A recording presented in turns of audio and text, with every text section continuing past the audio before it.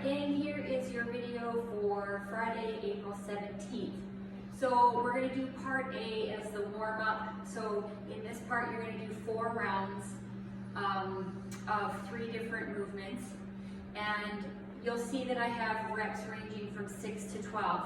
And what that is meant for is depending on the weight that you have for these movements that you're going to do. So if you don't have something that's heavier and you're using lighter, then I want you to do more reps. If you've got something that's heavier, then you can scale it back to the 6 if you like. Okay, so I'm going to show you the first one. It is a single arm floor press. I'm going to also show you some options to make it harder. Okay, so this would be, okay, so you're going to start out with one arm, okay? You don't want the elbow out to the side like this. You don't want it out to the side like this. You're going to have it on an angle fairly close to the body. Okay, so you're going to press up, and then you're going to slowly descend down. Press up, slowly descend down.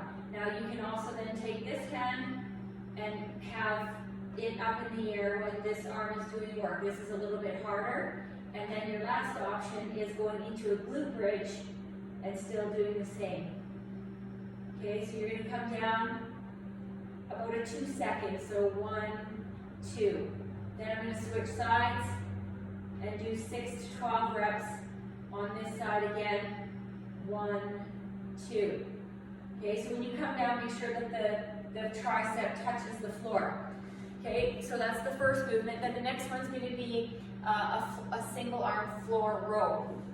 So you're going to be like this, and you're going to row, touching the dumbbell to the floor every time. Okay, so on this one too, you can go up, 1, 2, up, 1, 2. Okay, so you'll do 6 to 8. The numbers are a little different on this one. 6 to 8 on one side, and then 6 to 8 on the other.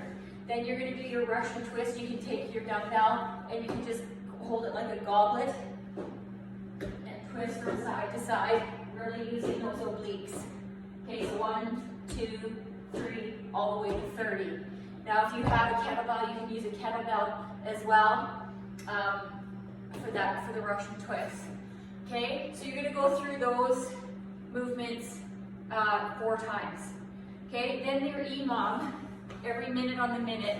So again, you guys remember that this is, you're going to start, your clock will start at 0, and you're going to work the first one, you're going to do 50 double unders, or 100 single skips, or I put the scaled as 50. If you don't have a skipping rope, the other option was jumping jacks, but I know we had jumping jacks in the workout for Thursday, so maybe you don't want to do jumping jacks, so I would just say do air skipping. Okay, so again, those numbers are the same as the single skips, either 100 or 50. Then you're going to rest the rest of that minute. Then when your clock says minute 1, now you're going to go into a single arm push press with a 3-second descent. So you're going to push up, oh sorry, it's with the left hand first. Push up, 1, 2, 3, 1, 2, 3, 1, 2, 3. So you're going to work 30 seconds on that arm, then you have 30 seconds to rest. Again, if you're going with a little bit lighter weight, maybe you want to go and work a little bit longer, 40 to 45 seconds, and only have either 20 or 15 seconds rest. So you can play with that depending on what you have. I don't know what everybody has for equipment, so you can play with that by what you have. Okay, then after the left arm, you're going to go down and we're going to do the mountain climbers where opposite knee goes to opposite wrist. So you're going to have knee, knee, knee. Okay, so you're going to go 30 seconds of that. Then you get 30 seconds rest. So now you're on to the next minute. Now you're going to grab your dumbbell with your right hand, and now you're going to do 1, 2, 3, 1, 2, 3, and so on. And then you're gonna go back to the top and you're gonna repeat those 4 things for 4 rounds, 16 minutes. Okay, then if you want, when you're done that, take a little break, and then I would like you to try and accumulate 4 minutes of a plank hold. So we're gonna go down either from the forearms, or if you have to, you can go do a tall plank.